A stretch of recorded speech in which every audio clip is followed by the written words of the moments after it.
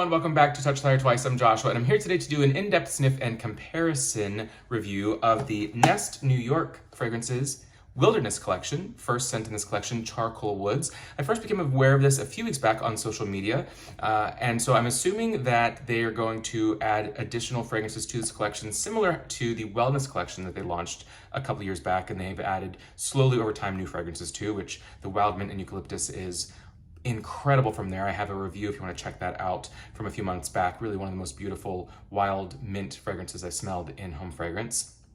And so when they had Charcoal Woods teased on their social media, I was really intrigued because when it comes to wilderness, so I'm very hopeful of more scents being added to this collection. It's kind of right up my alley for conceptual, wilderness. It can be jungle, it can be kind of sweet, it can be dark and mysterious, it can be botanical and herbal, it can be fresh, it could lean floral, it can be woody. So many options for wilderness collection. So really excited to see what comes of that over time. This is the first scent. I'm assuming there's more, though I don't think they've said officially what the plans are for the wilderness collection. The marketing for this on social when it comes to Nest is just what you'd expect. Really beautiful, kind of aspirational marketing, the direction of it, what they're showing you in the quick videos on Instagram, or just the general marketing, the imagery, the art direction on the Nest New York website. Really beautifully done, which I love to see. Really starts to paint a picture of what you can expect from the candle. Again, the concept, the mood, the vibe that it's going to evoke and make you feel when you're burning it at home.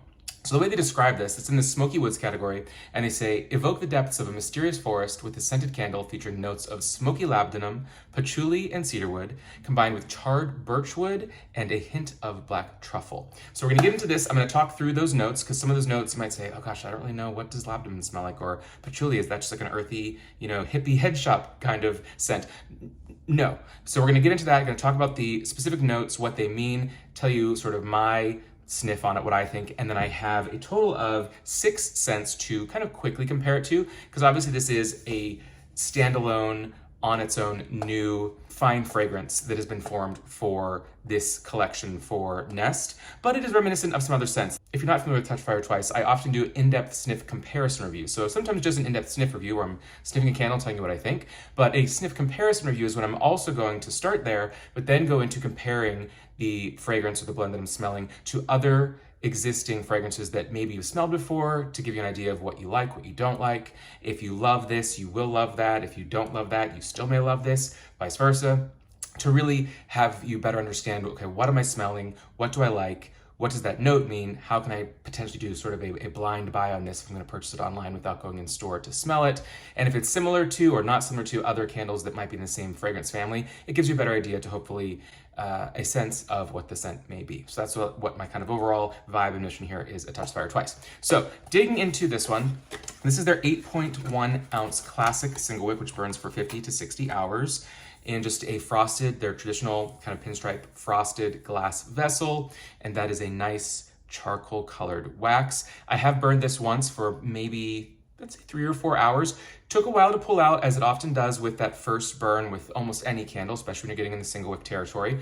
And it is, widest at the top of this vessel. It did over time fully pull out. You have that nice thick, I assume mostly soy blend from Nest, which stays a little bit viscous and kind of soupy when it pulls, so it makes a really even, clean burn. You can see here it burned very well in my powder room. The dark walls to match. I just thought it was kind of perfect for where I wanted to try the test burn for this. And it did fully pull evenly across and had a very healthy throw, as you would expect. I will say the throw on this, the overall strength of it, is not a powerhouse. Like honestly, the Wild Mint Eucalyptus, I think is actually a bit stronger.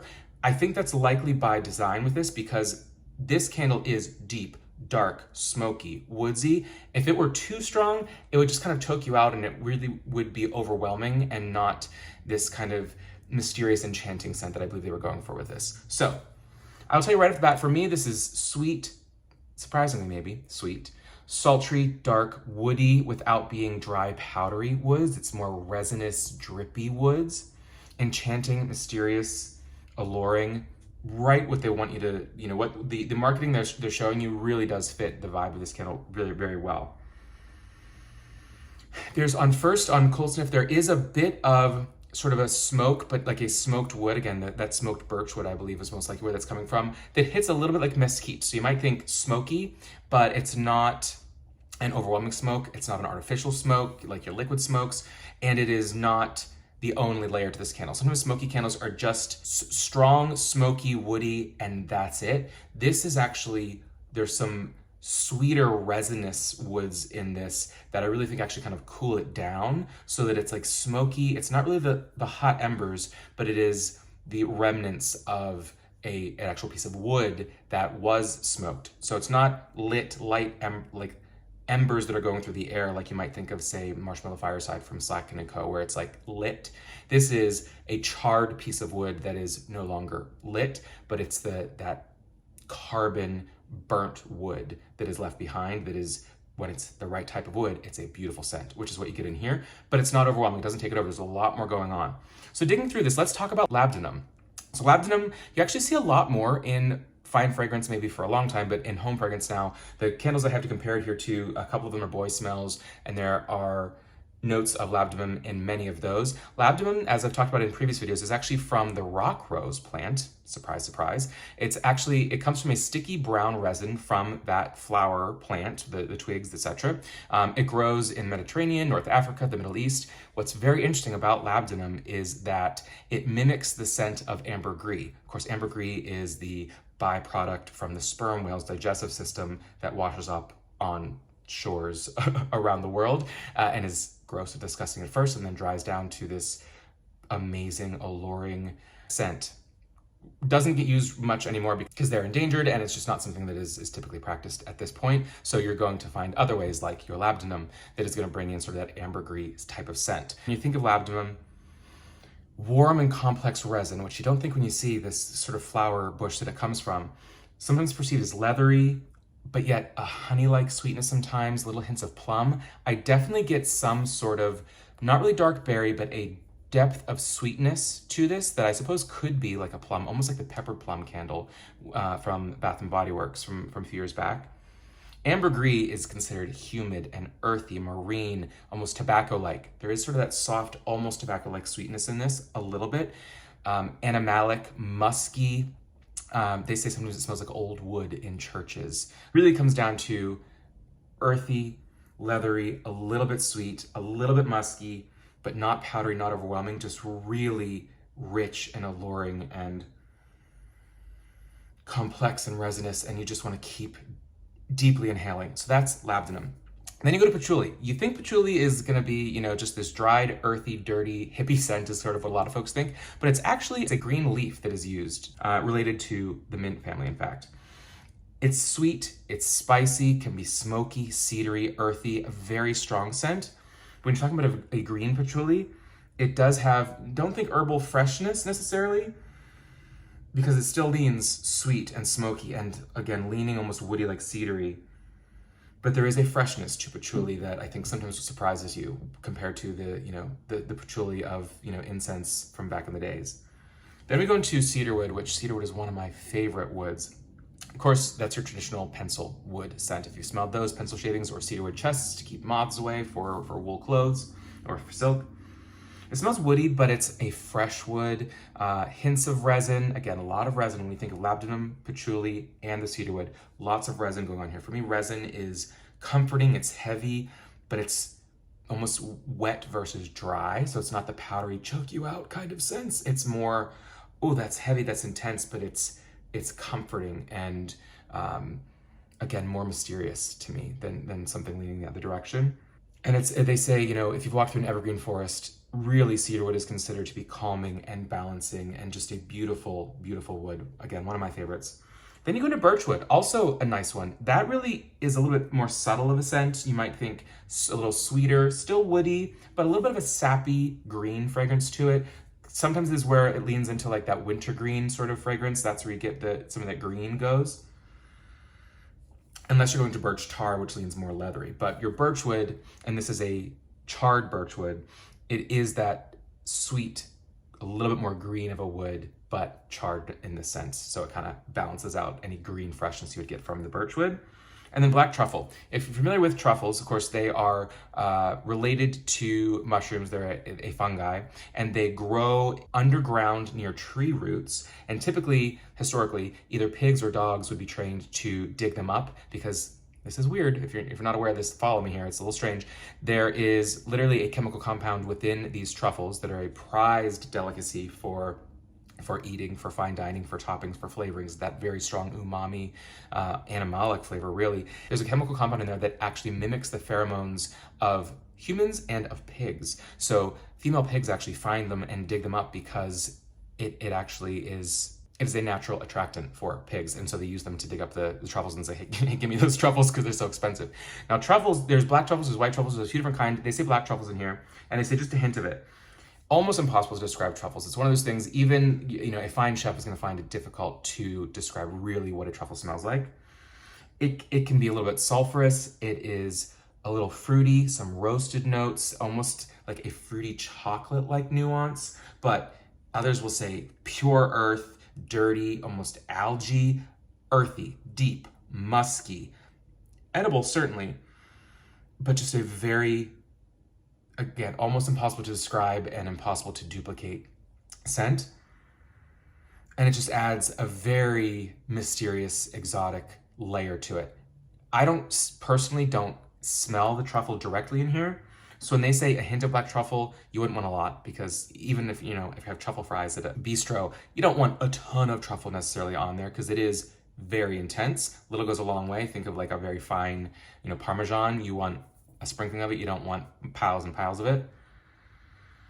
And so there perhaps is some there, but for me, it's lost in the blend, but in a good way. You don't necessarily need every scent to knock you down. And so I believe it could be there. It certainly fits the profile of a walk through these charred woods.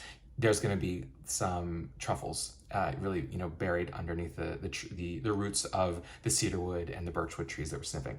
So really just, I love what I'm getting off of this. It's woodsy, but there is a sweetness to it. It is smoky, but once, I think I go nose blind to the smoke pretty quickly in a good way, where it's not like a heavy, knock you over, too heavy, like a masculine men's fragrance. There's a subtlety to the little bit of smoke that's there, mixed with these woods, mixed with the amber sort of style that you get from the labdanum and the patchouli, a little bit of the green in there, but still that sweet, smoky, spicy, but from a botanical mixed with the woods. I really love that it's sort of plants and botanicals mixing with woods, but they are plants, the labdanum, the patchouli, that lean resinous and smoky and really rich and earthy. So it's really a beautiful balance of those similar notes. Now comparing this, I'll do a quick run through here. First up, for anyone who's a Nest fan is likely a Slacken & Co fan, Laura's husband Harry Slacken. This is Fireside, his traditional candle from many, many years ago. Some of the notes listed here: cedar, sandalwood, leather, amber. So got some similar notes in there. If you like Fireside, you will absolutely love the charcoal woods. Different though. There's more of a leather in here. This is a bit drier to me. This I believe actually is probably birchwood on the label here. There's more sweetness in the charcoal woods, more complexity. This is a bit more traditional of fired woods, kind of your faux de bois that you get, and more traditional amber versus ambergris, because those are different. This leans a little bit more that animalic musky side of things versus that. It also smells a little bit familiar in some ways. This is sort of like, to me, almost like an inspiration for charcoal woods, potentially black forest woods. This was a test collection at Bath & Body Works from Slacken & Co. in late 2012. This was white fir, juniper, blackberry oak, and forest berries. Similar color wax, similar vibe they're going with the bit of marketing they had on the single label here. What's similar is you've got deep woods in here with a sweetness. Now, this one, less complex, because we're talking about, mass market Bath & Body Works, $20 candle versus, $45 candle. However, there's woods with a bit of sweetness, a dark sweetness in here. This is a bit more truly sweet and berry, whereas the sweetness in here, I believe, comes more so from probably the labdanum. It's a sweet, musky sweetness from the ambergris and the patchouli. So different type of sweetness, but similar, different, tunings. Then you got actually two from Boy Smells and one from PF Candle Company. From Boy Smells, Slow Burn. This is the Casey Musgraves collab with Boy Smells. This one, I thought, man, this reminds me a little bit. And I looked up the notes. This one has labdanum, amber, and cedarwood. A lot more going on as well. There's raspberry in here, there's papyrus. Beautiful scent. Another one where if you love slow burn, I believe you'll love charcoal woods and vice versa. They're quite different in many ways. This is a bit drier, less smoke, although there's that papyrus in there and guaiac wood, but the similar sweetness. And certainly that labdanum, amber, cedarwood hits the same kind of three notes that you've got from the labdanum and the cedarwood in here. Then you have Broken Rosary from Boy Smells. Again, this is like almost reminds me a lot of a Boy Smells blend, still expressed as traditional nest build.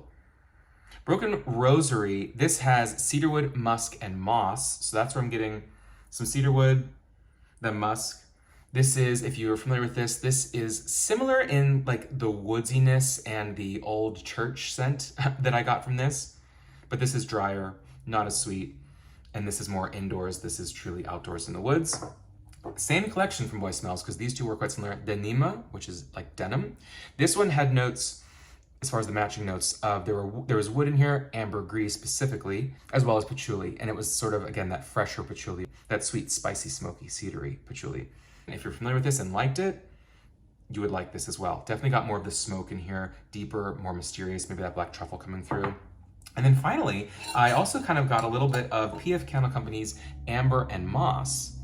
Makes sense. Now, I wasn't going on the name. It was like, let me smell these. I know there's a PF Candle Co. that smelled like this. And as it turns out, it was Amber and Moss. There's not moss listed with the Nest candle, though there certainly could be in there because they only give us the 5 notes. I'm sure there are 10 to 12 notes in here. Moss certainly would make sense for a woods forest candle.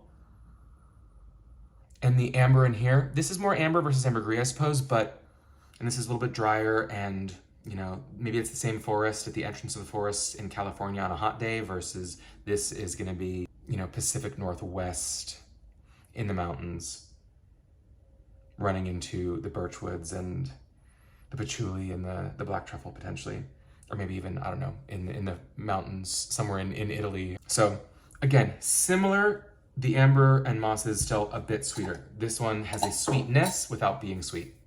All that told, you know, quick review on those, certainly not duplicates, not direct comparisons to any of them, but there are notes that are similar fragrance families, and really happy to have, you know, another candle in that woods, in this case, a smoky sweet woods category. They say smoky woods, I would say smoky sweet woods. Yeah, it's just dark, woody, enchanting, sultry. But yet what I love is this doesn't lean fall, autumn, holiday to me, whereas I would find it hard to burn Harry's Fireside in May or June. That is like traditional. That is, you are in a, you know, smoking jacket in the library.